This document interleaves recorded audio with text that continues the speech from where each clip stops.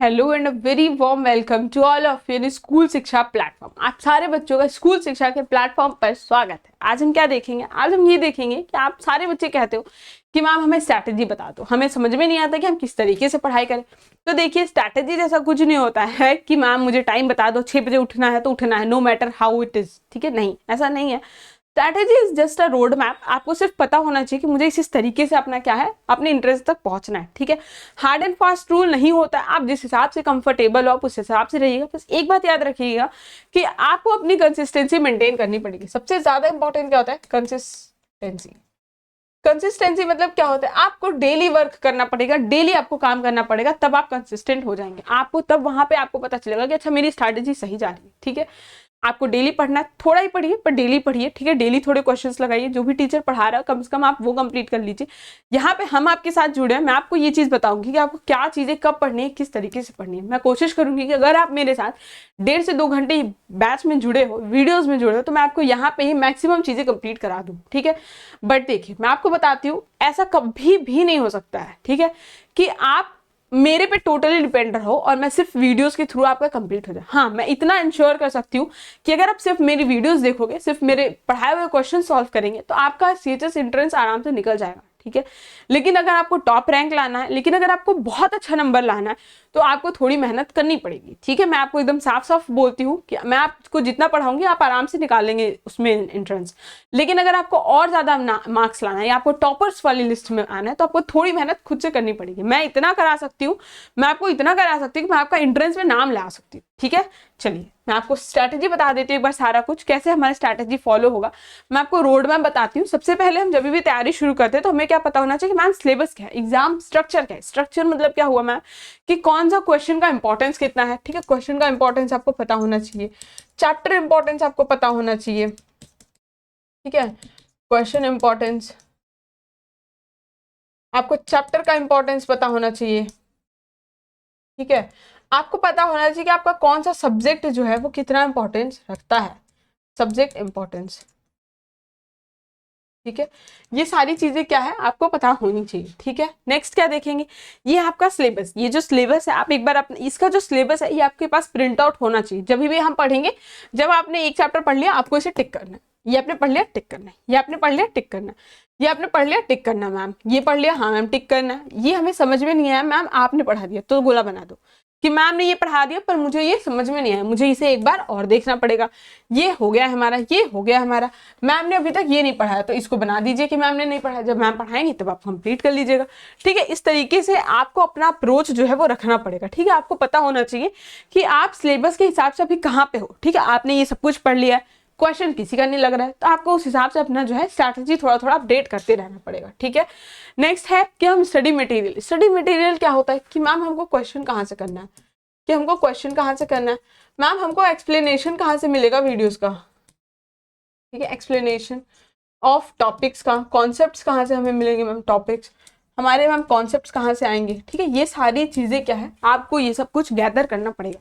मैं आप कहूँ आपको ये सब कुछ ढूंढना पड़ेगा नहीं, आप क्रैश कोर्स में आ चुके हो, आपको यहाँ पे सब कुछ करा दीजिएगा, आपको परेशान ही नहीं होना। आपको क्वेश्चन आपके फोन पे मिल जाएगा, आपको एक्सप्लेनेशन हर दिन आपकी 1.5 घंटे से 2 घंटे की क्लास चलेगी, आपको यहाँ पे मिल जाएगा। ठीक है, कॉन्सेप्ट मैं आपको क्लास में बताऊंगी कॉन्सेप्ट क्या होगा हमारा। ठीक है, देखिए यहाँ पे आपको वन शॉट्स कराया जाएगा, चैप्टर वाइज प्रैक्टिस सेट्स और टेस्ट सीरीज आपको मिलेगा, स्टडी प्लानर आपको मिलेगा हर एक सब्जेक्ट का कि आप कहाँ पे हो, टीचर ने क्या पढ़ा दिया है, टीचर के इनसे क्या चला गया, आपको सब कुछ प्रोवाइड कराया जाएगा। ठीक है, आपको 5 फुल मॉक टेस्ट आपको मिलेगा जब आपका जो है सिलेबस कंप्लीट होगा, आपको तब कितना मिलेगा 5, ध्यान से देख लीजिए 5 फुल मॉक टेस्ट। ठीक है, 5 फुल मॉक टेस्ट का मतलब क्या होता है आपको समझ में आता है? 5 फुल मॉक टेस्ट का मतलब है कि मैम हम 5 साल का एनालिसिस एक साथ देखेंगे। 5 साल का एनालिसिस सोच लीजिए आप, 5 साल एक बच्चे को भी नहीं मिलता है सीएचएस में कि आप आराम से एंट्रेंस दे सको, आपको 5 साल का एक्सपीरियंस, एनालिसिस सब कुछ मिलेगा। तो मुझे लगता है 5 फ्री मॉक टेस्ट बहुत ही ज्यादा अवेलेबल है आपके लिए। ठीक है, नेक्स्ट क्या है हमारा कि हमें एक स्टडी स्ट्रक्चर बनाना होगा। आपको कितने टाइम सोना है, ठीक है, आपको कितने घंटे की नींद लेनी है वो आपको पता होना चाहिए, आपको कितने घंटे पढ़ना है आपको वो पता होना चाहिए, आपको कितने घंटे एंजॉयमेंट लेना है। ठीक है, ये सारी सारी चीजें क्या है आपको पता होनी चाहिए। ठीक है, समझ गए सारे बच्चे? अब देखो आपको पढ़ना कितने घंटे है ये हर बच्चे का अलग अलग होता है। आप कहोगे मैम आप बता दो, देखो आप हो सकता है आप स्मार्ट वर्क करो, ठीक है, हो सकता है आप हार्डवर्क करो,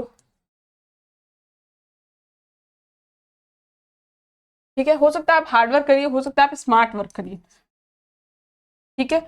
आप पे डिपेंड करता है आप किस तरीके से जो है वो मेहनत कर रहे हो सकता है आपको 10 घंटे पढ़ना पड़े, हो सकता है आपको 3 घंटे में ही काम हो जाए, तो ये आप पे डिपेंड करता है, ठीक है। आप जिस हिसाब से कंफर्टेबल हो, आप जिस हिसाब से आपको समझ में आ रहा है, आप पेपर लगा ले रहे हो, आपके नंबर भी ठीक ठाक आ रहे हैं, आप उस हिसाब से कर लीजिए, ठीक है।